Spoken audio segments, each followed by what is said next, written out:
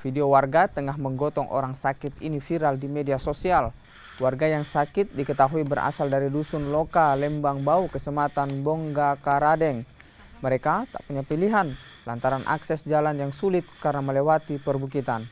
Warga pun harus berjibaku agar bisa mendapatkan perawatan medis. Atas beredarnya video ini, pemerintah Kabupaten Tanah Toraja angkat suara. Menurutnya, kasus serupa bukan kali pertama terjadi.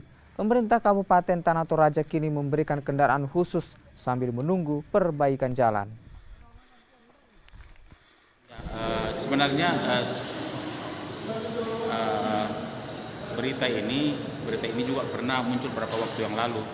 Sebenarnya pemerintah daerah sudah tidak lanjuti dengan memberikan mobil double handle kepada Lembang di sekitar itu. Memang saat ini kita upayakan untuk membangun fasilitas kesehatan yang ada di sana. Saya kira sejak beberapa tahun yang lalu mereka, karena selama ini mereka berobat ke puskesmas Bokayu selama ini.